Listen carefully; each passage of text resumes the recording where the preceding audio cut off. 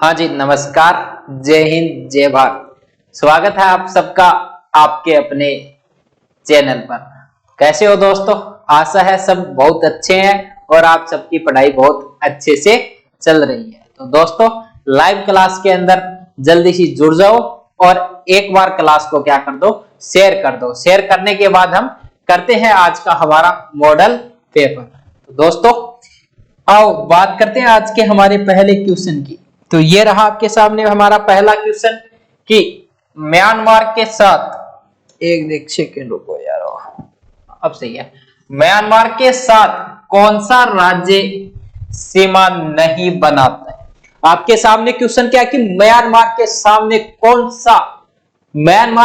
कौन सा राज्य सीमा नहीं बनाता, कि भारत का वह कौन सा राज्य है जो म्यांमार के साथ सीमा नहीं बनाएगा? असम, मणिपुर, अरुणाचल प्रदेश और मिजोरम। जल्दी से आंसर बताओ। इसका सही आंसर क्या होगा आपके सामने? असम, मणिपुर, अरुणाचल प्रदेश और मिजोरम। तो आंसर देने से पहले आपके दिमाग में जो आना चाहिए वो क्वेश्चन ये होगा कि म्यांमार है वो कितने राज्यों के साथ सीमा बनाता है? तो 4 भारतीय राज्यों के साथ सीमा कौन बनाता है? आपका म्यांमार बनाता है। अब देखना वो कौन से के साथ बनाता है। तो याद रखना, ट्रिक है, म्यांमार आना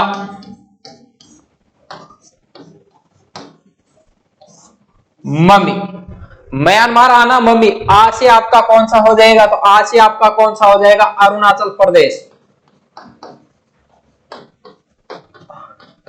प्रदेश। ना से आपका हो जाएगा नागालैंड। फिर याद रखना, मैं से आपका हो जाएगा मिजोरम।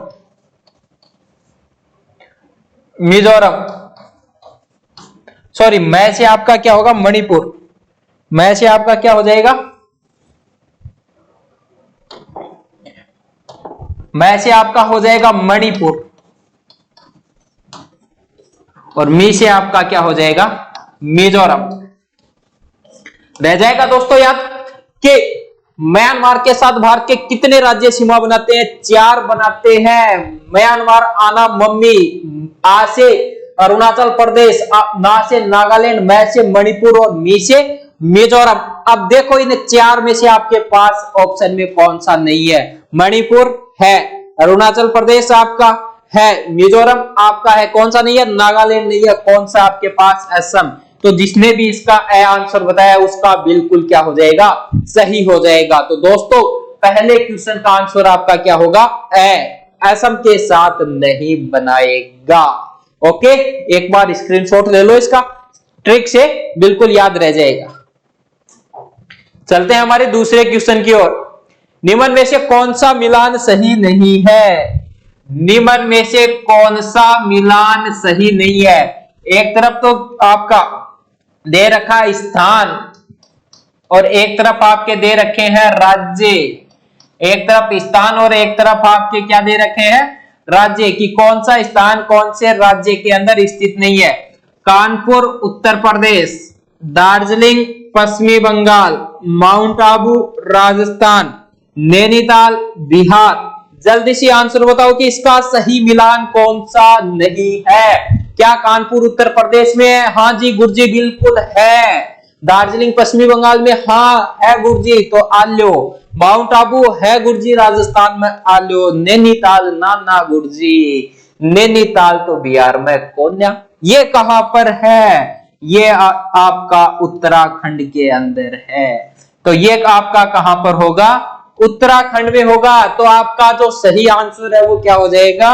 नैनीताल। जिसने भी दय बताया उसका बिल्कुल सही हो जाएगा। बात करें हम कानपुर की, आपकी एग्जाम में सेम टू सेम क्वेश्चन आता है और क्वेश्चन आता है उत्तर भारत का मैनचेस्टर। उत्तर भारत का मैनचेस्टर। तो वो आपका कौन सा है? कौन सा हो जाएगा दोस्तों? कानपुर आपका उत्तर भारत का मैनचेस्टर। अरे तेरी वो क्या है? उत्तर भारत का मैनचेस्टर कौन सा हो जाएगा आपका? कानपुर हो जाएगा दोस्तों। कौन सा हो जाएगा? कानपुर हो जाएगा। यदि क्वेश्चन आपके आ जाए कि दक्षिण भारत का मैनचेस्टर कपड़ा उद्योग, तो वो आपका है कोयम्बटूर। कौन सा हो जाएगा दोस्तों? कोयम्बटूर हो जाएगा। यदि भारत का मैनचेस्टर आ जाए, भारत का मैनचेस्टर कौन सा है, तो भारत का मैनचेस्टर आपका दोस्तों कौन सा होगा? तो वो आपका कौन सा हो जाएगा? गुजरात हो जाएगा। अक्सर ये 3 क्वेश्चन आपके एग्जाम में आते हैं कि उत्तर भारत का मैनचेस्टर कौन सा है, तो क्या करोगे? कानपुर। पूछेगा दक्षिण भारत का मैनचेस्टर कोयम्बटूर तमिलनाडु, और पूछेगा भारत का मैनचेस्टर तो कर देना गुजरात। क्यों? दार्जिलिंग की बात करें तो दार्जिलिंग पश्चिमी बंगाल, तो ये तो चाय के लिए प्रसिद्ध है। चाय के लिए प्रसिद्ध, तो चाय के लिए प्रसिद्ध कौन सी जगह है? तो दार्जिलिंग पश्चिमी बंगाल। माउंट आबू गुजरात है, तो माउंट आबू सिरोही ये तो पर्यटन स्थल है। कौन? क्या पर्यटन स्थल है? बिल्कुल सही है। गुरजियाट गुरु शिखर है, बिल्कुल गुरु शिखर है तारी, गुरु शिखर है गुरजियाट। हाँ गुरजियाट देलवाड़ा का जैन मंदिर ही, बिल्कुल देलवाड़ा के जैन मंदिर, तो बिल्कुल देलवाड़ा के जैन मंदिर आपके कहां पर है? तो माउंट आबू सिरोही के अंदर। कहां पर है? माउंट आबू सिरोही के अंदर। तो रह जाएगा दोस्तों कानपुर उत्तर भारत का मैनचेस्टर, दार्जिलिंग पश्चिमी बंगाल में स्थित है और किसके लिए प्रसिद्ध है? यहाँ की चाय है वो विश्व प्रसिद्ध है। माउंट आबू कहां पर है? तो ये पर्यटन स्थल है अपने राजस्थान के अंदर है। यहाँ पर गुरु शिखर पर्वत चोटी, देलवाड़ा के जैन मंदिर, और एक यहाँ पर नक्की झील हो रहा है दोस्तों आपकी। नक्की झील कहां पर है? तो नक्की झील आपकी कहां पर है? तो यहीं पर है। बताते हैं कि इस झील का निर्माण देवताओं ने अपने नाखून से किया था, इसलिए इसको नक्की झील कहा जाता है। नैनीताल आपका कहां पर है? उत्तराखंड। नैनीताल भी आपका क्या है? पर्यटन स्थल, घूमने लायक अच्छी जगह है। व्यस्त भरी जिंदगी में आपको कभी मिले टाइम तो घूम कर आना नैनीताल। रह जाएगा याद? एक बार स्क्रीनशॉट लो, फिर चले आगे। चले, ये रहा दोस्तों आपका अगला क्वेश्चन। निम्न में से कौन सा राज्य 7 सिस्टर्स का सदस्य है? सदस्य है, ये देखना, सदस्य नहीं है, नहीं है, सदस्य है। तो 7 सिस्टर्स का सदस्य कौन सा है? पश्चिमी बंगाल, त्रिपुरा, उड़ीसा और बिहार। क्वेश्चन 7 सिस्टर्स में से आता है मेरे प्यारे साथियों। अब याद रखना, कभी आ जाए 7 सिस्टर्स से क्वेश्चन तो एक ट्रिक बता रहा हूं, ये ट्रिक आप लिख लेना। ट्रिक है मम्मी एटीएम आना,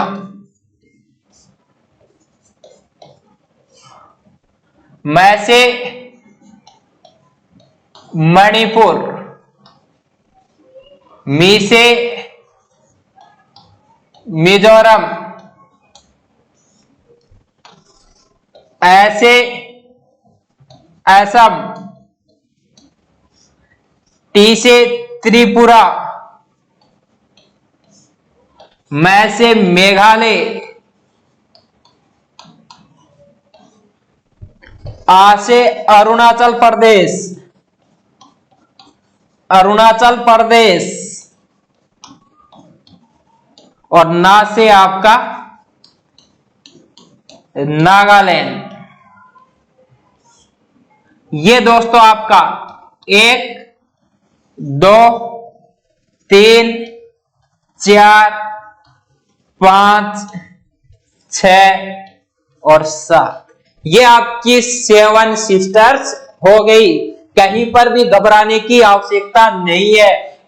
यदि आपको ये ट्रिक याद है, मम्मी एटीएम आना, फोन करो मम्मी भाग्या जल्दी से एटीएम। कई बार क्यों है मम्मी खड़ी कर जा कि बेटा नंबर आओ जना, मैंने फोन कर दिए और नंबर आता नहीं थे, फोन करा मम्मी जल्दी से आ जा, भीड़ कम हो रही है। तो मम्मी एटीएम आना, मैं से मणिपुर, मी से मिजोरम, ए से असम, टी से त्रिपुरा, एम से मेघालय, आ से अरुणाचल प्रदेश, और आपका याद रखना ना से क्या हो जाएगा? नागालैंड। नागालैंड। तो याद रखो इनमें से कौन सा है? पश्चिमी बंगाल नहीं, त्रिपुरा बिल्कुल, ओडिशा नहीं, बिहार नहीं। बहुत इजी क्वेश्चन है, यदि आपको ट्रिक याद है तो एक बार इसको नोट करो और चलते हैं फिर अगले क्वेश्चन की ओर। कर लिया नोट? चलें अगले क्वेश्चन की ओर। यह रहा आपका अगला क्वेश्चन। संघ राज्य क्षेत्रों में पांडिचेरी की सीमा किसके साथ नहीं लगती? इसमें दोस्तों आपसे क्या पूछा है कि जो आपका पांडिचेरी है केंद्र शासित प्रदेश, उसकी सीमा किसके साथ नहीं लगती? तो याद रखना पहली बात कि पांडिचेरी है, इस पांडिचेरी के अंदर कितने जिले हैं? तो पांडिचेरी के अंदर कितने जिले हैं? 4। कितने हैं? 4। कौन कौन से? पांडिचेरी, कराईकल, यामन और माहे। ये 4 जिले आपके कहां पर हैं? पांडिचेरी में ही गुरुजी, बिल्कुल सही। 4 जिले हैं पांडिचेरी के अंदर, और पांडिचेरी का कोई भी जिला एक दूसरे के साथ सीमा नहीं बनाता है, ध्यान रख लेना। 4 जिले हैं, वो भी आपस में सीमा नहीं बनाएंगे। और याद रखना ये ऊपर वाले आपके पांडिचेरी और कराईकल है, ये तमिलनाडु के साथ सीमा, यामन किसके साथ? आंध्र प्रदेश, और माहे किसके साथ सीमा बनाता है? तो माहे सीमा किसके साथ बनाएगा? केरल। यामन किसके साथ सीमा बनाता है? तो याद रखना आंध्र प्रदेश। पांडिचेरी और आपका कराईकल किसके साथ सीमा बनाता है? तो किसके साथ बनाते हैं? तमिलनाडु के साथ बनाते हैं। क्यों रह जाएगा याद? तो याद रखना किसके साथ नहीं बनाएंगे? कर्नाटक। और कर्नाटक आपका बिल्कुल क्या हो जाएगा? सही। जिसने भी ए बताया उसका बिल्कुल सही हो जाएगा। चले अगले क्वेश्चन की ओर। इसमें तो कोई समस्या नहीं है ना? बिल्कुल। एक बार शेयर कर दो, जम की शेयर कर दो, और बीच बीच में शेयर करता रहा करो। और एक थारी सू बड़ी कमी थे, लाइव तो आ जाओ, और थे न शेयर करके जाओ वीडियो और न लाइक करके जाओ। तो लाइक और शेयर भी कर जाया करो। नीचे ही जगह है भाई, एक लाइक सो है गुंठो सो दिखाई दो बटे, नहीं तो मत चेप दियो, है ना? वो अच्छा लगे तो ऐसे, नहीं अच्छी लगे तो नहीं भी कर दियो, कोई दिक्कत को नहीं। और एक शेयर को निशान है भी शेयर टेक की इंस्टा पर, फेसबुक पर, व्हाट्सएप के ऊपर करो। अपनी जो 2000 की फैमिली है, उस 2000 की फैमिली से हम इस फैमिली को आगे तक लेकर जाएंगे, और आगे तक लेकर जाएंगे उसमें आपका सहयोग बहुत जरूरी है। आपका सहयोग रहा तो हम बहुत जल्दी बड़ी फैमिली की ओर पहुंच जाएंगे। और मुझे पूरा विश्वास है आप पर कि आप अपना पूरा दोगे, मैं मेरा पूरा दूंगा, किसी प्रकार की कोई कमी नहीं छोड़ूंगा। चलें दोस्तों अगले क्वेश्चन की ओर। यह रहा अगला क्वेश्चन। भारत में प्रथम जैव मंडल रिजर्व की स्थापना कहां पर की गई? भारत में प्रथम जैव मंडल रिजर्व की स्थापना कहां पर की गई? आपके सामने है नीलगिरी, नंदा देवी, हजारीबाग और कान्हा। नीलगिरी की बात करूं तो नीलगिरी आपकी कर्नाटक, कहां पर है? कर्नाटक, केरल और तमिलनाडु के अंदर। नीलगिरी कहां पर है आपकी? कर्नाटक, केरल, तमिलनाडु। नंदा देवी उत्तराखंड में है दोस्तों, उत्तराखंड में। हजारीबाग आपका है झारखंड में। कहां पर है?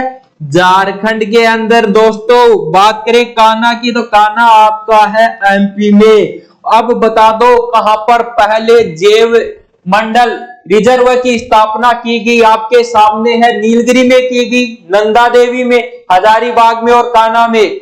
जल्दी से बताओ आंसर क्या होगा। और जिसने भी नीलगिरी बताया उसका बिल्कुल राइट हो जाएगा, उसका बिल्कुल सही हो जाएगा। नीलगिरी को कब? 1986 के अंदर। कब? 1986 में। Very very important question, note कर लेना, ऐसा का ऐसा एग्जाम में छपेगा। देख लो, एक बार नोट करो इसको। कर लिया, नोट तो करना होगा, स्क्रीनशॉट ले लिया करो, करबो फिर करो नोट।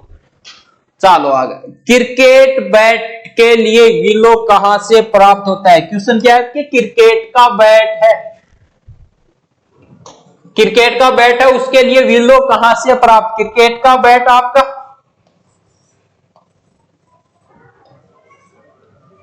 क्रिकेट का बैट है, इस क्रिकेट के बैट के लिए विलो लकड़ी कहां से प्राप्त होती है?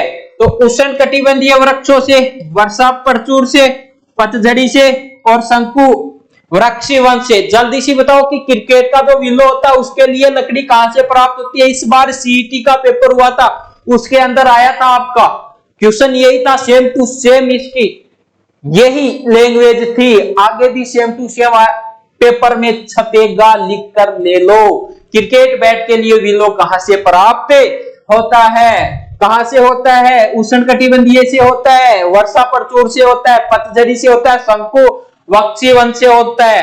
तो जिस भी मेरे प्यारे साथी ने द बताया है द शंकु वृक्षीय वन, उसका बिल्कुल सही हो जाएगा। कहां पर पाए जाते हैं ये? तो दोस्तों कहां पाए जाते हैं? जम्मू एंड कश्मीर में। कहां पर पाए जाएंगे? जम्मू एंड कश्मीर के अंदर। कौन से वृक्ष? शंकु वृक्ष कहां पर पाए जाते हैं? क्वेश्चन ये भी पूछ सकता है, कहां पर? जम्मू एंड कश्मीर में। याद रखना कि क्रिकेट का बल्ला किससे बनता है? तो विल्लो से, और वो कहां पर मिलता है? शंकु वृक्षों से, जो कहां पर पाए जाते हैं? जम्मू एंड कश्मीर में। समझ में आ गया?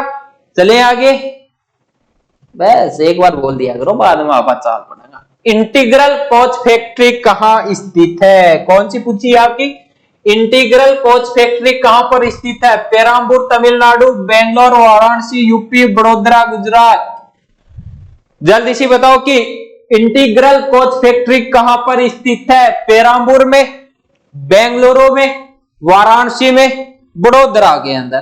तो दोस्तों इंटीग्रल कोच फैक्ट्री आपकी पेराम्बूर तमिलनाडु के अंदर है। कहां पर? तमिलनाडु के अंदर, पेराम्बूर। एक क्वेश्चन आपका दोस्तों नोट लगा लेना, आपके आता है कि रेल कोच फैक्ट्री कहां पर है? कोच फैक्ट्री कहां पर है? तो वो आपकी कहां पर स्थित है? कपूरथला। कपूरथला, और कपूरथला दोस्तों आपका कहां पर है? तो कपूरथला आपका दोस्तों है पंजाब के अंदर। एक ये याद रखना, बड़ोदरा पहला रेलवे विश्वविद्यालय, रेलवे विश्वविद्यालय की स्थापना कहां पर की गई है? तो पहले रेलवे विश्वविद्यालय की स्थापना बड़ोदरा, यहीं पर आपका बैंक ऑफ बड़ौदा का हेडक्वार्टर है। बैंक ऑफ बड़ौदा हेडक्वार्टर आपका कहां पर है? बड़ोदरा गुजरात रह जाएगा। दो फैक्ट्रियों से क्वेश्चन अक्सर आते हैं जहां पर रेलवे के उपकरण बनते हैं। एक तो इंटीग्रल कोच फैक्ट्री जो कहां पर है? आपकी पेराम्बूर तमिलनाडु के अंदर है। दूसरी याद रखना, रेल कोच फैक्ट्री कहां पर है? कपूरथला पंजाब के अंदर है। यदि क्वेश्चन आ जाए कि पहला रेलवे विश्वविद्यालय कहां पर है, तो पहला रेलवे विश्वविद्यालय आपका कहां पर होगा? याद रखना, बड़ोदरा गुजरात के अंदर होगा।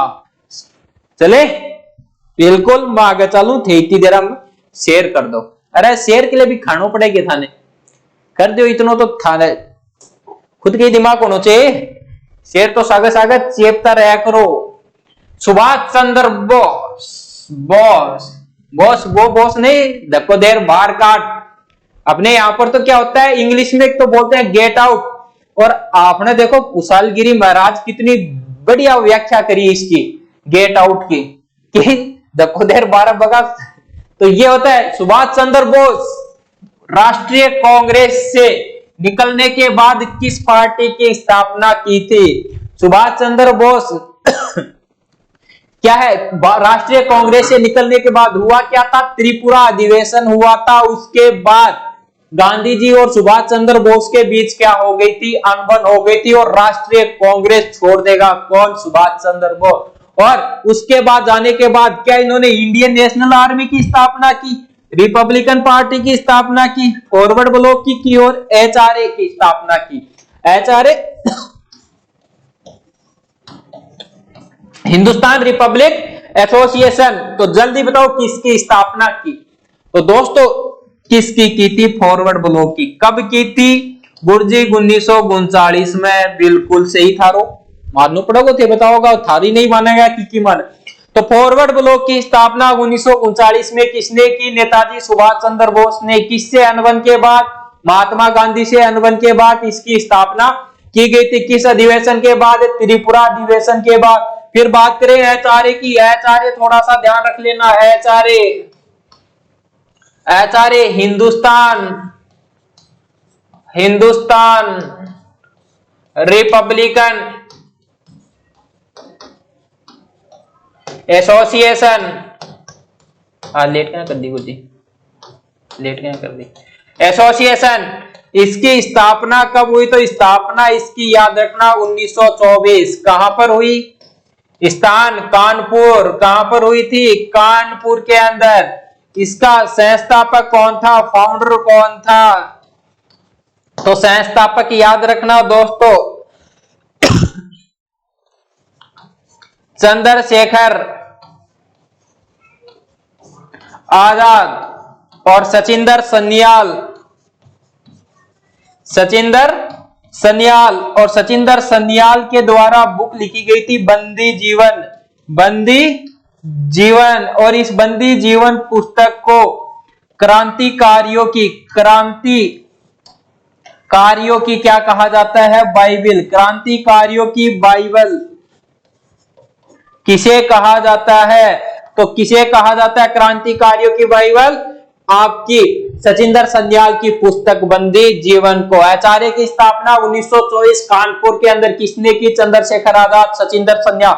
इसका उद्देश्य क्या था? जहां कहीं पर भी अंग्रेज अधिकारी मिले उसको क्या कर दो? मार दो, दुका गालियो भी गए। तो रह जाएगा याद कि एचआरए की स्थापना और एचआरए के सदस्यों द्वारा ही काकोरी ट्रेन घटना हुई थी। काकोरी ट्रेन एक्शन कब हुआ था? 9 अगस्त 1925 को। काकोरी ट्रेन एक्शन हुआ था कब? 9 अगस्त 1925 को हुआ था, याद रखना। किसके सदस्यों द्वारा? तो एचआरए के सदस्य थे। उन्होंने क्या किया था? अंग्रेजों की ड्राउन ट्रेन को क्या कर लिया था? लूट लिया था। यहां पर हथियार वगैरह थे वो लूट लिए थे। उसके बाद क्या होता है? राम प्रसाद बिस्मिल, रोशनलाल, राजेंद्र लोहाड़ी, अशफाक उल्ला खां, इनको क्या होती है? फांसी की सजा होती है। सचिंदर सन्याल को छोड़ दिया जाता है क्योंकि सचिंदर सन्याल क्या करता है? लिखित में देता है अंग्रेजों को स्टाम्प पेपर पर कि आज के बाद में किसी प्रकार की क्रांतिकारी गतिविधियों के अंदर भाग नहीं लूंगा। तो काकोरी कांड कब हुआ? आपके सामने है। फांसी किसको हुई काकोरी कांड में? तो फांसी याद रख लेना किसको हुई गुरुजी? अशफाक,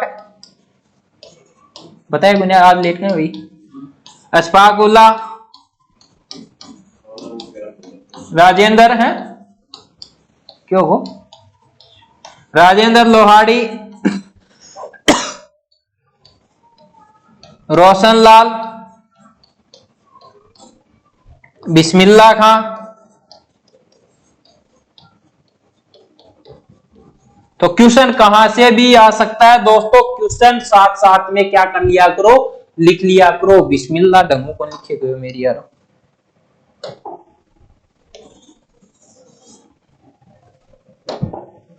अरे बिस्मिल्लाह क्या काम चलोगो।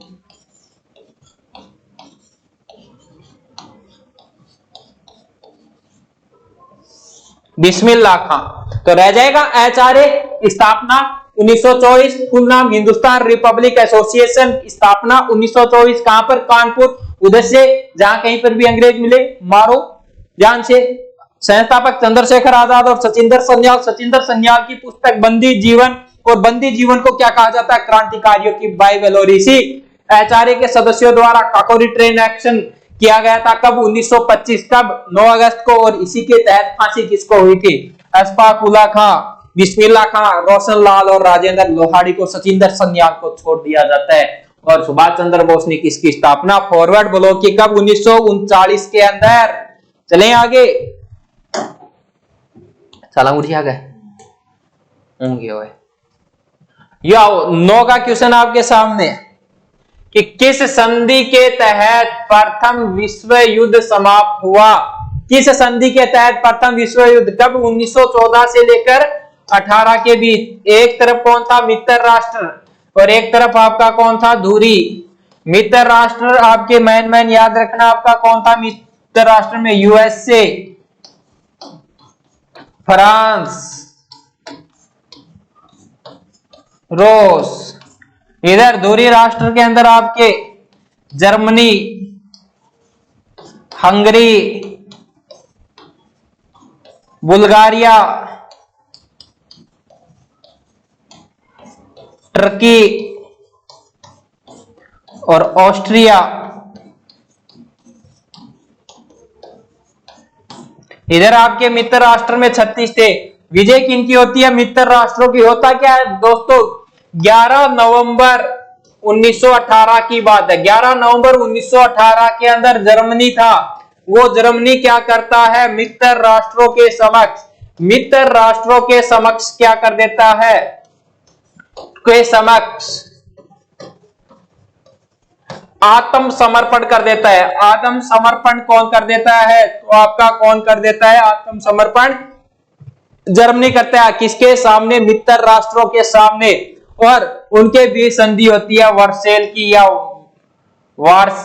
वर्साई की। वर्साई की कब? 1919 के अंदर। कब होती है?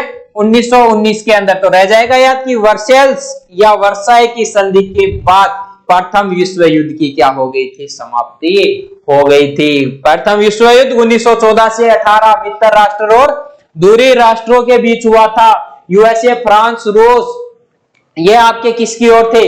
मित्र राष्ट्र। उनके साथ मित्र राष्ट्र 36 थे। दूरी राष्ट्र जर्मनी, ऑस्ट्रिया, टर्की, हंगरी और बुल्गारिया। रह जाएगा याद। चले आगे। ये रहा। स्वतंत्र भारत में निम्नलिखित में कौन सी महिला किसी राज्य की पहली महिला गवर्नर या राज्यपाल बनी? क्या पूछ रहा है कि स्वतंत्र भारत में निम्न में से कौन सी महिला लुगाई किसी राज्य की पहली राज्यपाल या गवर्नर बनी? तो बताओ जल्दी सी। ये वही क्वेश्चन है कि भारत की पहली महिला राज्यपाल कौन? क्वेश्चन वही है, भारत की पहली महिला राज्यपाल कौन? सरोजिनी नायडू, सुचेता कृपलानी, इंदिरा गांधी, विजय लक्ष्मी पंडित।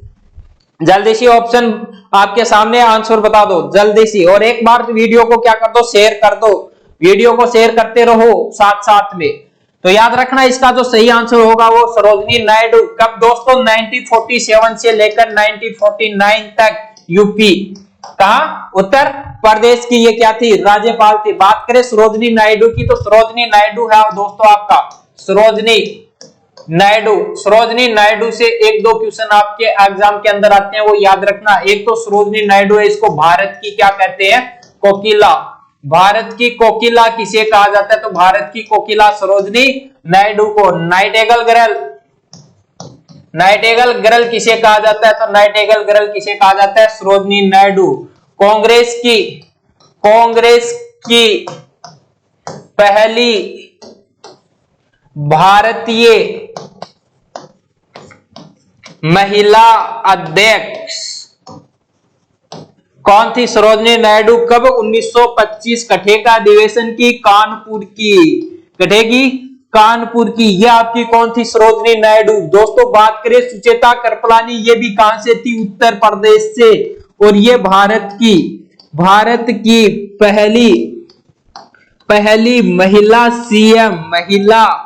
सीएम मुख्यमंत्री कौन थी? तो भारत की पहली महिला मुख्यमंत्री सुचेता कृपलानी थी। दोस्तों बात करें कि भारत की पहली दलित सीएम कौन थी? तो पहली दलित सीएम आपकी थी मायावती। कौन है? मायावती। बात करें हम वर्तमान भारत के 28 राज्य और 8 केंद्र शासित प्रदेशों में वर्तमान के अंदर एक राज्य की है महिला मुख्यमंत्री है, वो है पश्चिमी बंगाल की। तो वर्तमान पश्चिमी बंगाल की सीएम कौन है? तो वर्तमान पश्चिमी बंगाल की सीएम है वो आपकी ममता बनर्जी। कौन हो जाएगी? ममता बनर्जी हो जाएगी। दोस्तों याद रखना ये तीसरी बार बनी है। कौन सी पार्टी से? टीएमसी, तृणमूल कांग्रेस पार्टी से बनी है। इंदिरा गांधी फर्स्ट प्रधानमंत्री कौन थी? इंदिरा गांधी। विजय लक्ष्मी पंडित यूएनओ की पहली भारतीय महिला राजदूत, पहली महिला भारतीय राजदूत कौन थी? तो वो कौन थी? आपकी विजय लक्ष्मी पंडित। ये भी कहां से थी दोस्तों? ये भी आपकी कहां से थी? उत्तर प्रदेश से। ये भी आपकी कहां से थी? उत्तर प्रदेश से। तो रह जाएगा कि स्वतंत्र भारत की पहली महिला राज्यपाल कौन थी? सरोजनी नायडू। 1947 से 49 यूपी के अंदर। सरोजनी नायडू भारत की कोकिला या नाइटिंगेल गर्ल। कांग्रेस की पहली भारतीय महिला अध्यक्ष कौन थी? तो सरोजनी नायडू। 1925 कानपुर अधिवेशन की अध्यक्षता की गई थी। फिर बात करें सुचेता कृपलानी, भारत की पहली महिला मुख्यमंत्री। ये भी कहां से? यूपी से। याद रखना पहली दलित महिला सीएम कौन? मायावती। वर्तमान के अंदर पश्चिमी बंगाल की सीएम कौन है? तो ममता बनर्जी। याद रखना तीसरी बार बनी है। कौन सी बार? तीसरी बार। किससे? टीएमसी तृणमूल कांग्रेस पार्टी से। यूएनओ की पहली भारतीय महिला राजदूत कौन थी? विजय लक्ष्मी पंडित। चले दोस्तों आगे, ये रहा अगला क्वेश्चन। भारतीय संविधान में संघीय शब्द का प्रयोग कहां पर हुआ है? संघीय शब्द का उल्लेख कहां पर हुआ है?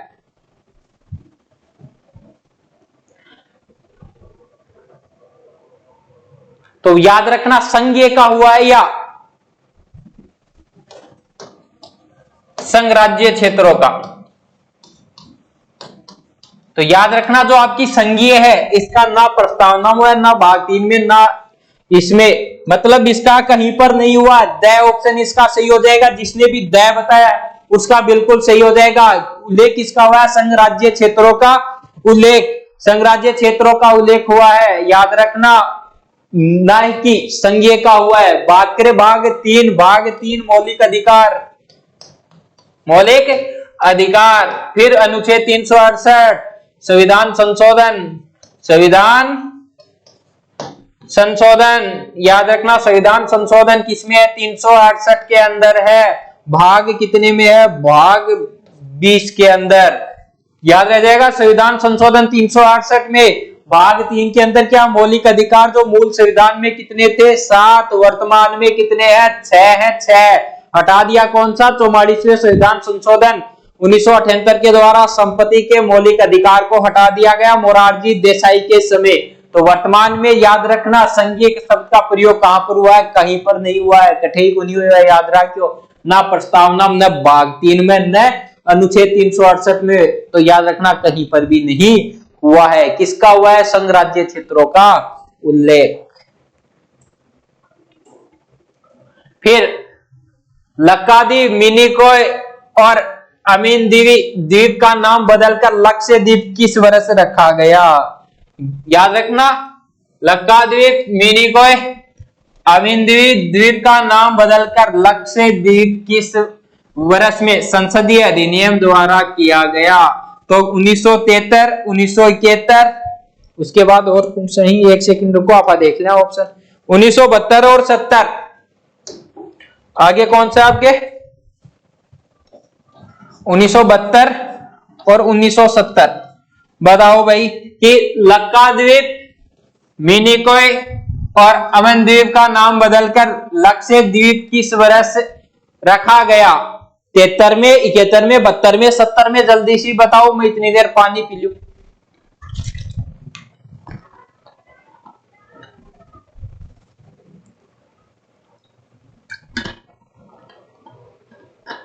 एंजॉय करो भाई जी। मैडम जी कैसा गए? मैं भी व्यापार में करूंगा। देखो मैं भी घूम घूम के आऊंगा। खाटू श्याम जी के तुम ये बार में भी चल। तो याद रखना जिसने भी 1973 बताया, लक्षद्वीप नाम कब रखा गया था? 1973 सही हो जाएगा। पानी पुनी ते भी पी लियो होगो, पी लियो बिल्कुल। तो 1973 रह जाएगा। नोट कर लो इसको, स्क्रीनशॉट ले लो। इस प्रकार के क्वेश्चन डायरेक्ट आ जाते हैं, तो ले स्क्रीनशॉट। चले अगले क्वेश्चन की ओर। आ भाई, राज्यों का पुनर्गठन। राज्य पुनर्गठन आयोग की स्थापना 56 के अंदर हुई थी और 1956 में राज्य पुनर्गठन करने के ऊपर भारत के अंदर क्या थे, 17 राज्य और 6 राज्य संघ बने थे, 17 राज्य और 9 संघ बने थे, 14 राज्य और 6 संघ बने थे, 15 राज्य और 9 संघ बने थे। जल्दी से बताओ कि 1956 में राज्यों का पुनर्गठन करने के बाद भारत के अंदर कितने राज्य और संघ बने थे, 17 और 6, 17 और 9, 14 और 6, 15 और 9। बताओ जल्दी से कमेंट करो कितने बने थे। इस प्रकार के क्वेश्चन डायरेक्ट एग्जाम में आते हैं और एग्जाम आता नहीं टाट कुछ ला जाओगा, खा चाले ला जाएंगी तारे पर्सन तो आओगे ना, खाजी चालेगी और क्या होगा। तो याद रखना कितने थे, तो कितने थे, 14 राज्य और 6 संघ बने। इस प्रकार के क्वेश्चनों को याद रखा करो, नोट कर लिया करो। इजी क्वेश्चन को छोड़ दो कोई दिक्कत नहीं, लेकिन इस प्रकार के क्वेश्चन आ गए और आपने सही कर दिया तो मतलब आप बहुत सेफ जोन में चले जाओगे। तो याद रखना 1956 में राज्यों का पुनर्गठन करने से 14 राज्य और 6 क्या बने थे, संघ बने थे। चलो चलते हैं अगले क्वेश्चन की ओर। ये रहा, निम्न में से गलत है, निम्न में से गलत है। इसमें क्या दे रखा है देखना पड़ेगा। जी मिल्खा खिलाड़ी हॉकी, रवि वर्मा चित्रकला, स्वपन सुंदरी नृत्य, जगदीश खट्टर ऑटोमोबाइल उद्योग। बताओ भाई निम्न में से गलत कौन सा है। क्या जी मिल्खा सिंह हॉकी खेलता है, क्या रवि वर्मा का संबंध चित्रकला से है, क्या स्वपन सुंदरी का संबंध नृत्य से है, क्या जगदीश खट्टर का संबंध ऑटोमोबाइल उद्योग से है। तो इसका जो सही आंसर होगा मैं आपने दे दिया होगा दोस्तों, जिसने भी ए दिया उसका बिल्कुल सही हो जाएगा। जी मिल्खा सिंह का संबंध हॉकी से नहीं है। जी मिल्खा सिंह कौन थे, भारत के प्रसिद्ध गोल्फर। तो इनका संबंध किससे है, गोल्फ से है। किससे है, गोल्फ। गोल्फ खेला हुआ है क्या, अपने यहां पर नहीं खेलते गोल्फ, अपने यहां पर तो कांच की गोली पिल्ला का मैं पिलाऊंगा फतवा आंगली डंडा लेके, उसे नहीं। तो गोल्फ से किसका संबंध है, जी मिल्खा सिंह का। चलते हैं अगले क्वेश्चन में। 1997 की मिस वर्ल्ड, हाय हाय मिस वर्ल्ड सुंदरी, अरे सुंदरी को नाम आता नहीं मार कर कौन चला। 1997 की मिस वर्ल्ड कौन बनी थी, exit same to same question आया हुआ है। तो कौन थी, रीता फारिया, सुष्मिता सेन, युक्ता मुखी, डायना हेडन। बताओ कि 1997 की मिस वर्ल्ड कौन थी, रीता फारिया थी, सुष्मिता सेन थी, युक्ता मुखी थी या डायना हेडन। बताओ जल्दी से बताओ। तो डायना हेडन हो जाएगी, कौन सी, डायना हेडन। याद रखना रीता फारिया 1966 और पहली भारतीय मिस वर्ल्ड, पहली भारतीय महिला मिस वर्ल्ड कौन बनी थी, तो रीता फारिया। सुष्मिता सेन 1994 के अंदर पहली भारतीय महिला मिस यूनिवर्सल। सुष्मिता सेन, युक्ता मुखी 1999 में आपकी क्या बनी थी, मिस वर्ल्ड। मिस वर्ल्ड याद रखना भारत के अंदर 6 तो क्या बनी है, मिस वर्ल्ड, और 3 आपकी क्या बनी है, मिस यूनिवर्सल। तो याद रखना आपकी एक तो रीता फारिया, युक्ता मुखी, डायना हेडन, 3 आपकी मिस वर्ल्ड होगी। 3 जो आपकी बच गई वो याद रखना ऐश्वर्या राय 1994, फिर आपकी प्रियंका चोपड़ा, प्रियंका चोपड़ा 2000 के अंदर, 2000 के अंदर प्रियंका चोपड़ा 2000 के अंदर। फिर याद रखना आपकी मानुषी छिल्लर, मानुषी छिल्लर, मानुषी छिल्लर आपकी याद रखना कब, तो मानुषी छिल्लर 2017 के अंदर। मिस यूनिवर्सल आपकी कितनी, 3 बन चुकी, एक सुष्मिता सेन आ गई, दूसरी याद रखना लारा दत्ता। लारा दत्ता कब बनी थी, तो लारा दत्ता बनी थी 2000 के अंदर। कब? 2000 के अंदर। और हरनौज कौर संधू कब बनी थी आपकी? तो वो आपकी दोस्तों 2021 के अंदर। कौन थी? तो कौन थी? हरनौज कौर संधू थी। कौन थी? हरनौज कौर संधू थी आपकी। रह जाएगा याद कि 97 में कौन? Diana Hayden. इस प्रकार के क्वेश्चन आ जाए तो याद रख लेना। आपके सामने है रीता फारिया पहली भारतीय मिस वर्ल्ड बनी थी। सुष्मिता सेन पहली मिस यूनिवर्सल बनी थी। युक्ता मुखी 1999 मिस वर्ल्ड बनी थी। भारत की 6 मिस वर्ल्ड बन चुकी है, याद रखना। 3 मिस यूनिवर्सल बन चुकी है, आपके सामने है। रह जाएगा याद। अरे राम जी। फिर आओ देखो अगला क्वेश्चन है आपका कि H5N1 नामक वायरस पैदा करता है। तो ये वायरस कौन सा रोग पैदा करता है? स्वाइन फ्लू करता है, रक्त कैंसर करता है, बर्ड फ्लू करता है, या कोई नहीं? हाँ गुरुजी, H5N1 कौन सा करता है? जल्दी बताओ। स्वाइन फ्लू, रक्त कैंसर, बर्ड फ्लू और कोई नहीं? बताओ जल्दी सी। काम चलो तो गुर्जन ही नहीं आओ जना बाद में टाबरन क्या है वो बताओ। ये तो घोरन नहीं आई, ये गलत बात है गुरुजी सारी। पढ़ा करो, पढ़ाई लिखाई होगा कहीं का छोड़ दियो गेल। पढ़ना चाहिए। तो याद रखना कौन सा आपका बर्ड फ्लू आपका किससे होगा? H5N1 नामक वायरस से। फिर चले अगले क्वेश्चन की ओर। अक्षरे का आविष्कार किसके द्वारा किया गया? अक्षरों को आविष्कार किसके द्वारा किया? अक्षरों को करवाइड होगो थारा आंतड़ा दिखी भी मैं और क्या के लिए अक्षरा। तो अक्षरे का आविष्कार किसने किया? चेडविक, वो तो बता दो गुरुजी। थॉमसन, मार्कोनी और रोंटजन। बताओ, रोंटजन होगा, मार्कोनी होगा, थॉमसन होगा, चेडविक होगा? है ये क्यों गुंठ हो गया? आंसर बताओ बस। तो अक्षरे का आविष्कार किसने किया? अक्षरे का आविष्कार चेडविक ने किया, थॉमसन ने किया, मार्कोनी ने किया, रोंटजन ने किया। बताओ तो आपका सही क्या हो जाएगा? तो 4 तो मैं ही बता दियो अब तो। रोंटजन आपका क्या हो जाएगा? सही हो जाएगा। फिर दोस्तों आपके 3 बच गए ये। तो याद रखना एक आपका सूत्र आता है ईट पर नाच।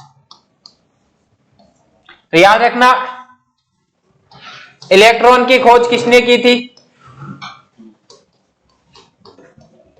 थॉमसन। प्रोटॉन की किसने की थी? रदरफोर्ड। और न्यूट्रॉन की आपकी किसने की थी? चेडविक ने। ये याद रखना।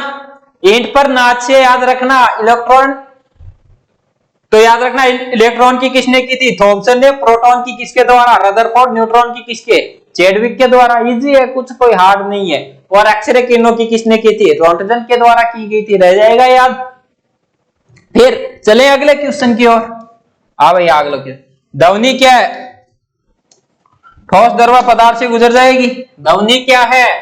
तो ध्वनि क्या? वेग है, ऊर्जा है, बल है, या शक्ति है?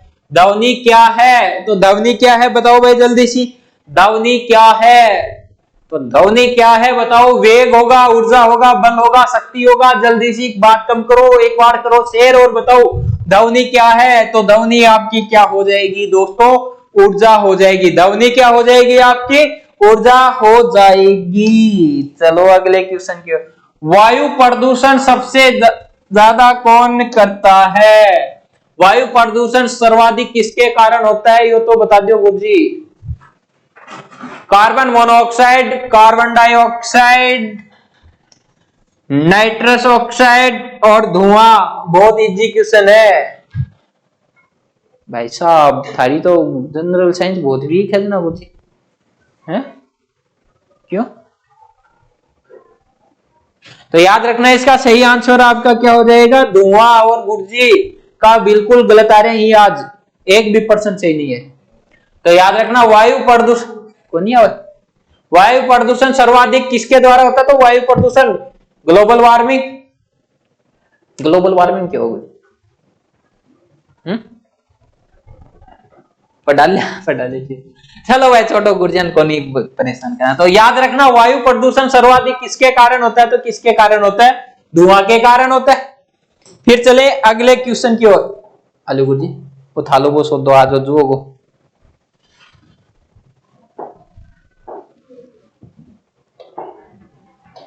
ओए मोनो चाल तो हैंग हो जाए। हीरा और ग्रेफाइट क्या है? बता दो, वो तो बता दो गुरुजी। हीरा और ग्रेफाइट क्या है? धातु, आइसोमर्स, एलोट्रोप्स और तरल। हीरा और ग्रेफाइट क्या है? धातु है, आइसोमर्स है, एलोट्रोप्स या तरल। जल्दी से बताओ, हीरा और ग्रेफाइट क्या है? गुरुजी तो ऊपर हाथ कर दिया। आप बताओ क्या है सही आंसर, क्या होगा इसका दोस्तों? तो याद रखना, हीरा और ग्रेफाइट आपका क्या है? एलोट्रोप्स। क्या होगा? एलोट्रोप्स। चले आगे यार। गुरुजी बहुत। प्रकाश का सर्वाधिक वेग किसमें होता है? प्रकाश का सर्वाधिक वेग किसमें होता है? तो प्रकाश का वैसे सर्वाधिक किसमें होता है? निर्वात में। क्यों गुरुजी? इमी होगी। सबसे ज्यादा निर्वात में होता है, लेकिन यहां पर वो नहीं है। यहां पर अपना वैक्यूम, पानी, कांच और हवा। अच्छा गुरुजी एक बताए भाई बार, एक भी होगा वैक्यूम। तो सबसे ज्यादा क्या होगा? वैक्यूम। याद रखना, वैक्यूम ना आके निर्वात आ जाए। तो याद रखना, वैक्यूम को ही क्या कहा जाता है? निर्वात कहा जाता है दोस्तों। तो सबसे ज्यादा किसमें होता है? तो गुरुजी क्या होगा? एक तो ना को प्यार दियो भाई, खाटू श्याम जी के गेड़ा हो तो रह जाएगा याद। प्रकाश सर्वाधिक वेग किसमें होता है? तो किसमें होता है? वैक्यूम में या निर्वात में। ओजोन के रूम में ऑक्सीजन की परमाणुता कितनी होती है? बताओ जी। ओजोन के रूम में ऑक्सीजन की परमाणुता कितनी होती है? तो O3 होती है। कितनी O3? तो कितने होंगे? O3। ओजोन गैस कौन सी होती है गुरुजी? O3। ओजोन गैस O3 और मापने की इकाई डॉप्सन। रह जाएगा याद। ओजोन परत, जिसको पृथ्वी का क्या कहते हैं? सुरक्षा कवच। ओजोन परत पृथ्वी का सुरक्षा कवच। और जो आपकी ओजोन होगी, ओजोन परत, इसको क्षति कौन सी गैस पहुंचाती है? CFC। और जो ओजोन परत है, ओजोन परत है, इसके ऊपर आपका छिद्र कहां पर है? अंटार्कटिका पर। जिसका पता कब चला था? 1985 के अंदर। किसने लगाया था? USA के द्वारा। और इसके अंदर ओजोन के रूम में ऑक्सीजन की परमाणुता कितनी होती है? तो कितनी होगी दोस्तों? आपकी 3। फिर अगले क्वेश्चन की ओर चले कि प्राकृतिक गैस का मुख्य घटक है। प्राकृतिक गैस है, उसका मुख्य घटक मीथेन, एथेन, प्रोपेन, दोनों। वो भी बता दो गुरुजी कि प्राकृतिक गैस का मुख्य घटक है मीथेन, एथेन, प्रोपेन, दोनों। बताओ जल्दी से कौन सा होगा? 4। बिल्कुल सही, 4। Very good. आज थान पुचका को आगे ले चलूंगा, ज्यादा का नहीं, एक मीठी पापड़ी स्वास्थ्य के लिए आने। तो याद रखना, प्राकृतिक गैस का मुख्य घटक है। तो प्राकृतिक गैस का मुख्य घटक आपका मीथेन भी होगी और एथेन, अर्थात दोनों। इसका क्या हो जाएगा? बिल्कुल सही आंसर हो जाएगा। Very good. एक बार क्लास शेयर करता रहो, शेयर करते रहो। फलों को कृत्रिम रूप से पकाने वाली गैस कौन सी है? तो गुरुजी, फलों को कृत्रिम रूप से पकाने वाली, कच्चा तोड़ दो पक्का कर लो, कच्चा तोड़ो पक्का करो। अपनी तरह नहीं है पूरा पक्का बाद में खाऊंगा, कच्चा तोड़ो और पकाओ। कौन सी गैस के कारण? Ethylene, acetylene, ammonia, methane. A बिल्कुल गलत हो जाएगा सर का। आपका बताओ क्या है आंसर? जल्दी सी बताओ कि फलों को कृत्रिम रूप से पकाने वाली गैस कौन सी है? गुरुजी ने ये बताया गलत होगा। आप बताओ जल्दी सी क्या होगा? और क्लास को शेयर भी कर दो, शर्म को नहीं आवता अंदर थोड़ी घनी? मैं जग जग की कंठ पाल दिया। अरे शेयर कौन करे जा रहा है? करो शेयर। तो कौन सा होगा? एसिटिलीन। एसिटिलीन इसका क्या हो जाएगा? बिल्कुल सही। आज जो लिया है कि पेपर से, तो ये येल छोड़ते हो। मानव शरीर में कितनी मांसपेशियां होती हैं गुरुजी? मानव शरीर में कितनी मांसपेशियां होती हैं? 639, 300, 206, कोई नहीं। तो 206 तो हड्डी हुई। लो अब मैं ही बता दी सुन, 206 हड्डी हुई। और दिल को, हृदय को वेट कितना है? 300 ग्राम। वो भी मैं बता देशु। बच्ची के 639, लगभग 650 के लगभग क्या होती हैं शरीर के अंदर? क्या होंगी आपकी? मांसपेशियां होंगी। याद रखना कि मानव शरीर में कितनी मांसपेशियां होती हैं, तो कितनी होंगी? 639 क्या होंगी? आपकी मांसपेशियां होंगी। चले अगले क्वेश्चन की ओर। ये दोस्तों आपका रीजनिंग का आ गया। रीजनिंग के अंदर आपका क्या है कि क्वेश्चन देखना कि मैट को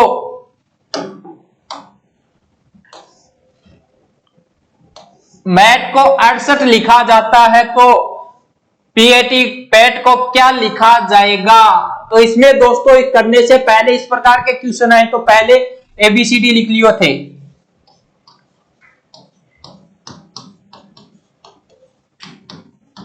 आई J K L M N O P Q R S T U V W X Y Z. 1 2 3 4 E5 F6 G7 H8 I9 J10 K11 बंदर की पूंछ, लंगूर की पूंछ 12 हाथ की, my number 13 N14 O15 Pappu 16 को गो, क्वीन 17 की, रसम कितना की? 18, सगाई 19 का, T20 कब खेलेगा? 20 साल का, युवा कितना को गो? 21, V 22, W 23, X 24, Y 25 और Z आपका कितना हो जाएगा? 26। तो इसके अंदर M80 दे रखा है दोस्तों, क्या आपका? M80। तो देखो दोस्तों M कितने पर आ रहा है? 13 पर। तो करो 13, A कितने पर? 1 पर। और T आपका कितने पर आ रहा है? 20 पर। इन सबका जोड़ दो, कितना हो जाएगा आपका? 34। और 34 को क्या कर रहा है? 68 आ रहा है, तो 34 को 2 से गुणा कर रहा है, तो ये आपका कितना आ रहा है? 68। लाना कितना है? PAT। तो P कितने पर आ जाएगा? 20 पर। सॉरी, P आपका कितने? P ये रहा दोस्तों आपका। P कितने पर आ जाएगा आपका? 16 पर। तो 16, 1 और 20 कितने हो गए दोस्तों ये आपके? देखो 36 1 37, 37 इंटू 2 कितने हो गए दोस्तों आपके? 74, 68, 74, 74। ये रहा सही आंसर आपका, क्या हो जाएगा? 74। इस प्रकार के कोई भी क्वेश्चन आए तो पहले एबीसीडी लिख लो। एबीसीडी तो आवे ना, और एबीसीडी तो थे कोई भी एग्जाम देना जाओ क्यों पहले छोटा था ना, पेपर देता नहीं, लिख लिया करो। एबीसीडी लिख लिया करो थे। एबीसीडी लिखनी बहुत जरूरी है। रह जाएगा ये याद किस प्रकार? कुछ नहीं है, बहुत इजी है। अगला क्वेश्चन, यदि आ जाओ, यदि 5 7 9 8 6 को ग्रेड लिखा जाता है तो 786 को क्या लिखा जाएगा? इसमें बताया कि दोस्तों 5 7 9 8 6 को ग्रेड लिखा जाता है, मतलब 5 है उसको G से, 7 को R से, 9 को E से, 8 को A से और T को 6 से संबोधित किया गया है। तो उसमें 786, तो 7 को दोस्तों किससे किया गया है? R, तो 7 R, 8 से को दोस्तों किससे किया गया है? तो 8 को किससे किया गया? A से दोस्तों। 6 को किससे किया गया? T से। तो दोस्तों ये कौन से में हो जाएगा? देखो नहीं होगा, नहीं होगा। RAT बिल्कुल सही आपका, सह बिल्कुल क्या हो जाएगा? सही हो जाएगा। 5 G से संबोधित, 7 R से, 9 आपका E से, 8 A और 6 को क्या दर्शाया गया? T। तो याद रखना 786 क्या होगा, तो आपका याद रखना 7 आर, तो आर 8 आपका किससे दर्शाया गया, ए से, तो ए, और 6 आपका किससे, टी से, तो क्या हो जाएगा, टी हो जाएगा। तो रेड इसका बिल्कुल क्या हो जाएगा, सही आंसर हो जाएगा। रीजनिंग। अब रिक्त स्थान को पूरा करो दोस्तों, रिक्त स्थान को पूरा करो। 2:28 का है ये तो क्वेश्चन है। 1, 3, 6, 10 इसको पूरा करना और 21। तो देखो दोस्तों 2 करो, 1 में 2 प्लस कर दो 3, 3 में 3 करो, 1 1 बढ़ रहा है, 3 में 4 करो, 4 में क्या करो 5 करो, और 5 करने के बाद आपका कितना आएगा 15, और 15 के अंदर क्या कर दो 6 ऐड कर दो 21 आ जाएगा। इसमें क्या हो रहा है दोस्तों, 1 1 ऐड हो रहा है अगले के अंदर। याद रखना पहले में 2 3 आ गया, फिर 2 के अंदर 1 ऐड कर दो, और 3 में 3 किया 6, उसके बाद याद रखना 3 के अंदर 1 ऐड कर दो 4, और 6 में 4 ऐड किया 10, और 10 के अंदर 5 कर दो 15, और 15 के अंदर वापिस 1 बढ़ाकर 6 ऐड कर दो, आपका क्या आ जाएगा, बिल्कुल सही आंसर आ जाएगा। तो इसके अंदर आपका क्या होगा 15, ये द इसके अंदर आपका बिल्कुल सही हो जाएगा। चले अगले क्वेश्चन की ओर। सूर्य प्रकाश देता है तो शिक्षक क्या देगा, वो तो बता दो गुरुजी है। सूर्य प्रकाश देगा तो शिक्षक क्या देगा, संगीत, शिक्षा, पैसे, पैसा तो देखो गुर्जा का नहीं गुने की सीधा देगा अपन कोई कोई, तो क्या देगा, गुरु क्या देगा, शिक्षा देगा। गुरु, गुरु क्या देता है, शिक्षा। गुरु 2 शब्दों से बना है, गु और रू। गु का अर्थ होता है अंधेरा, इसका अर्थ क्या होता है अंधेरा, और इसका अर्थ क्या होता है रोशनी। जो बच्चे को अंधेरे से निकालकर रोशनी की ओर ले जाए वो ही क्या होता है, गुरु होता है। लेकिन आजकल का गुरु तो रोशनी में ले जाके अंधेरा में पटकी पट देनी। तो याद रखना, मजाक कर रहा हूँ, गुरु ऐसे नहीं होते, गुरु बहुत सीरियस होते हैं, हमारे सर भी बहुत सीरियस। क्यों, तो याद रखना गुरु का अर्थ होता है अंधेरे से निकालकर रोशनी की ओर बच्चे को ले जाना। और क्या इसका सही क्या हो जाएगा, शिक्षक। जिसने भी वह बताया उसका बिल्कुल क्या हो जाएगा, सही हो जाएगा। बढ़ते हैं हमारे अगले क्वेश्चन की ओर। यह रहा हमारा क्वेश्चन आपके सामने स्क्रीन पर कि 23 का 7, 9, 17, 19, 27, 29, 37, और अगला रिक्त क्रम क्या होगा। यह भी क्रम पूछ लिया कि आगे वाला रिक्त स्थान क्या होगा। तो इसके अंदर देखो पहले दे क्या रखा है 7, 9, 17। इसके अंदर देखो दोस्तों 10 10 बढ़ा रखा है, प्लस कर रखा है 10 10, फिर 27 में 10 ऐड। इस बार 29 के अंदर क्या हो जाएंगे 10 ऐड, और 29 में 10 ऐड पता नहीं कितना हो जाएगा 39 है। क्या इस समय मरो मेरी यार अग्निवीर में है कि रीजनिंग आवे डूब मरो, इन भी गलत करके आओगा तो चलो बर पानी का माइन चला आगे की जाता ना होगा आज का। तो ये था आज की हमारी क्लास। अच्छी लगे तो लाइक शेयर कर देना। जय हिंद, जय भारत। मिलते हैं कल एक नए मॉडल पेपर के साथ। खेलते रहो, कूदते रहो, मौज मस्ती करते रहो। कर दो गुरुजी। ओके।